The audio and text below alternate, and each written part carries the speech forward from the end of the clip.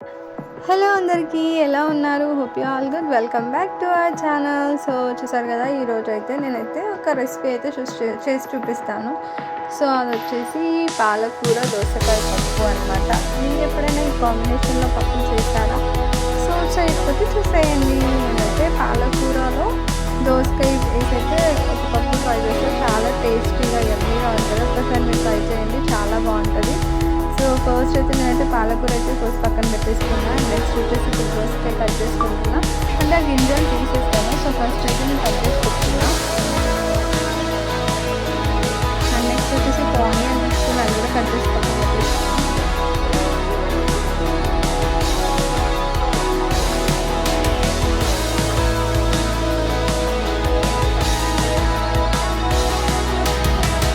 So వచ్చేసారు కదా, పాలకూర అండ్ దోసకాయ కట్ చేసుకుంటున్నా.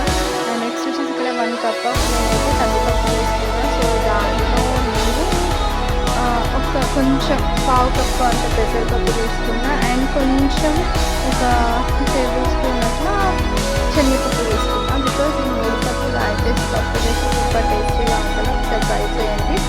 1 కప్పు కందిపప్పు, పావు కప్పు పెసరపప్పు అండ్ కొంచెం శనగపప్పు యాడ్ చేసిన. కడిగేసి అయితే నేను దాంట్లో వేసేసుకుంటున్నా. అండ్ ఇక్కడ నేను కట్ చేసి పెట్టుకున్న దోసకాయలు అండ్ ఆనియన్ అయితే వేసేసిన. అండ్ నెక్స్ట్ వచ్చేసి పాలకూరని కడిగి దీంట్లో యాడ్ చేసేసిన. సూపర్గా ఉంటుంది. వన్స్ ఒకసారి ట్రై చేసి చూడండి. సో మీరు కూడా ఎప్పుడు ఇలానే చేసుకుంటారు, పుల్లగా చాలా బాగుంటుంది పప్పు. సో నెక్స్ట్ వచ్చేసి నేను దీంట్లో పసుపు యాడ్ చేస్తున్నా, కొంచెం చింతపండు యాడ్ చేసిన. సో ఇదైతే నేను ఇప్పుడు ఉడికించుకున్న తర్వాత కొంచెం పప్పు గుత్తితోని ఒక 2 టైమ్స్ ఇట్లా మెదిపేసి తర్వాత కారం యాడ్ చేసి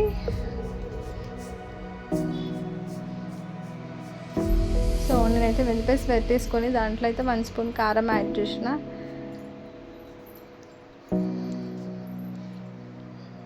అండ్ ఉప్పు యాడ్ చేస్తున్నా. అండ్ కొంచెం పచ్చిమిర్చి ఫ్లేవర్ వేస్తే చాలా బాగుంటుంది. సో అందుకనే 2 పచ్చిమిర్చి కట్ చేసుకొని అయితే వేసుకున్నా. సో పప్పు బాగా దగ్గరికి అయ్యేసరికి నేను ఇప్పుడైతే పోపు పెట్టేసుకుంటున్నా. చూసారు కదా, చాలా బాగుంటుంది. ఒకసారి ట్రై చేసి చూడండి ఈ కాంబినేషన్. సో నేనైతే ఇక్కడ పోపు అయితే పెట్టేసుకుంటున్నా. ఫస్ట్ ఆయిల్ వేసేసి ఆవాలు, జీలకర్ర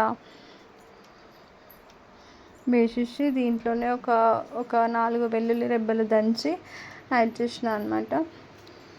ఇది బాగా వెల్లుల్లి రెబ్బలు కలర్ చేంజ్ అయ్యేసరికి నేను ఇక్కడ ఎండుమిర్చి అయితే యాడ్ చేస్తున్నా, కరివేపాకు యాడ్ చేసిన. మన పోపులో వెల్లుల్లి వేసుకుంటే టేస్ట్ అనేది చాలా బాగుంటుంది. సో ఎమ్మి పాలకూర దోసకాయ పప్పు అయితే రెడీ అయిపోయింది. సో చాలా బాగుంటుంది. అయితే వన్స్ ఒకసారి ట్రై చేసి చూడండి. చాలా అంటే చాలా బాగుంటుంది, ఈజీగా అయిపోతుంది. Thank you so much for watching my video. Please do like and subscribe for more videos. By all. Thank you so much.